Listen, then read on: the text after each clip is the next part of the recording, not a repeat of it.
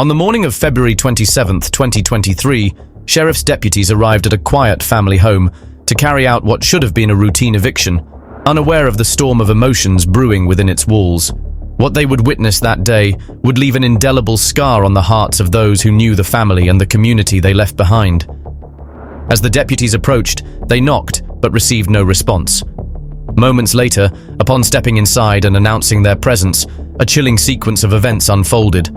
A muffled voice cried out, "No, no, no, no," followed by a rapid burst of gunfire. When the dust settled, the deputies were met with a scene of unimaginable horror. A family that once seemed to be living a normal life had been shattered by an act of unthinkable violence. Questions lingered in the minds of detectives and the community, leaving them wondering what truly occurred that day and what could have led to this devastating moment. And most importantly, could it all have been prevented? This is the tragic case of the Cain family.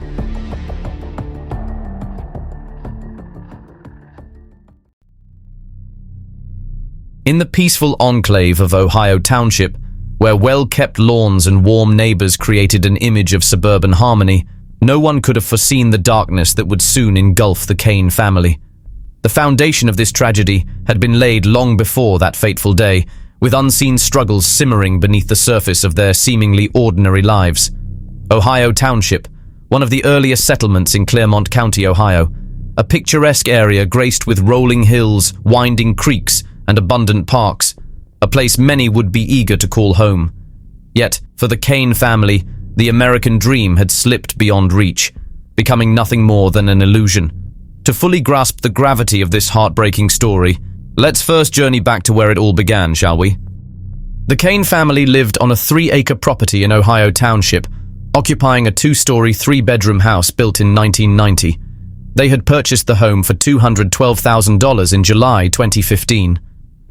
The household consisted of 46-year-old Teresa Cain, her husband 50-year-old Stephen Cain, their 2 children, 20-year-old Samantha and 13-year-old Ethan, as well as Teresa's 74-year-old father, William Felton.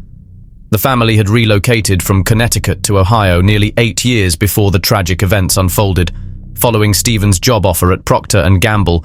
From an outsider's perspective, Teresa appeared to be an average suburban mother. Their next-door neighbor, Tricia Bossy, recalled first meeting them and how their friendship developed over time. Stephen was also recognized as the lead vocalist of a local groove/thrash metal band called Critical Chaos. The Cains seemed well integrated into their community, with both children enrolled in New Richmond schools. Samantha had recently graduated from New Richmond High School, while Ethan attended New Richmond Middle School. However, despite the outward appearance of a stable life, the family was secretly battling significant financial hardship. By May 2022, the foreclosure of their home by Freedom Mortgage Corporation was a matter of public record, signaling the family's financial troubles, though few were aware of just how dire their situation had become. The mortgage company reclaimed the property at a sheriff's sale and arranged for a crew to begin the eviction process. At the time, Freedom Mortgage Corporation had garnered a reputation for being difficult to work with, as reflected in numerous negative online reviews, with some customers describing the company as disorganized and frustrating. Despite these hurdles, Teresa Cain remained compliant with the sheriff's office throughout the foreclosure proceedings, yet she concealed the true severity of their financial struggles from her family. Teresa Cain and her family were all too familiar with financial hardship. Their difficulties ultimately led to foreclosure, shattering what little stability they had managed to hold onto. To outsiders, the extent of their financial troubles wasn't immediately obvious, but it had been a persistent burden on the family for quite some time. While Teresa appeared cooperative with the sheriff's office, there was an underlying sense of isolation and secrecy surrounding her actions. Despite the impending crisis, the Cain household remained unsettlingly quiet. No moving boxes, no visible preparations, just the continuation of their daily routine as if nothing were about to change. The foreclosure notice loomed like a ticking clock, and as the deadline drew near, the sense of tension became almost tangible. Teresa kept the eviction hidden, possibly out of embarrassment or the denial of facing reality. Her lack of visible preparations hinted at the overwhelming weight she bore alone, as if admitting the truth was too painful even for her own family. She reassured the sheriff's office that they had somewhere to go, mentioned she still had a few belongings left to pack and requested extra time, promising to be ready to vacate by 10 a.m. on Monday.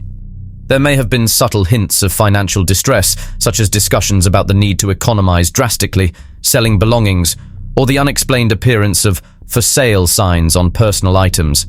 In hindsight, those who knew the family might recognize these as warning signs, fragments of a much larger picture that wasn't fully clear at the time.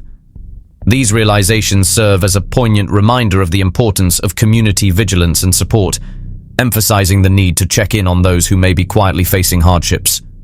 The sheriff's deputies, assigned the difficult task of carrying out the eviction, had no way of knowing the emotional turmoil brewing inside the Cain home. When they arrived that day to fulfill their duty, the hidden struggles and unspoken anguish would erupt in a way that would leave a lasting impact on everyone who had known the family. On the morning of February 27, 2023, as deputies approached to serve the eviction notice, Teresa Cain, who had previously assured authorities that the family had somewhere to go and would be out by 10 a.m., hurried inside upon spotting them. A deputy knocked on both the front and back doors, but received no response.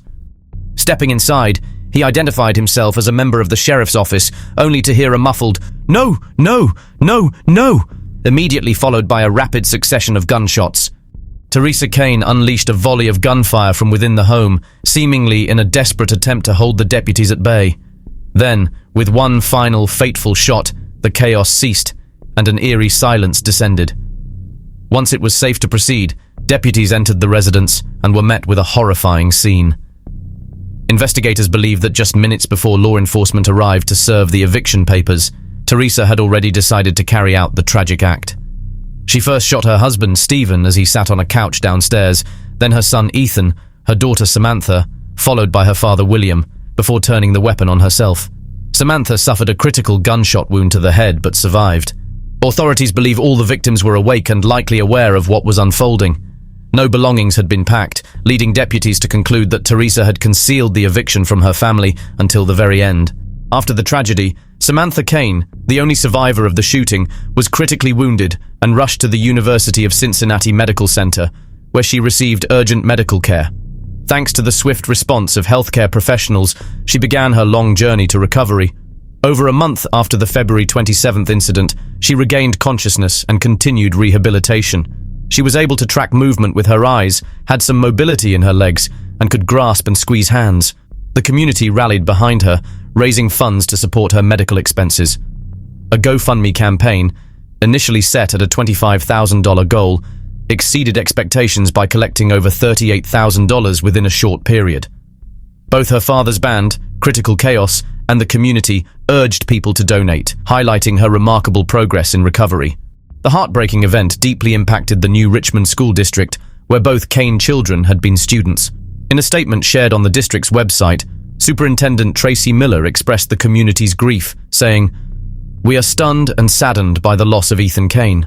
Ethan was loved by students and staff alike, and his loss leaves a tremendous hole in the heart of our district and our community. We also ask you to keep Ethan's sister, a recent New Richmond High School graduate, Samantha Cain, in your thoughts as well. The entire New Richmond community is behind her in this fight."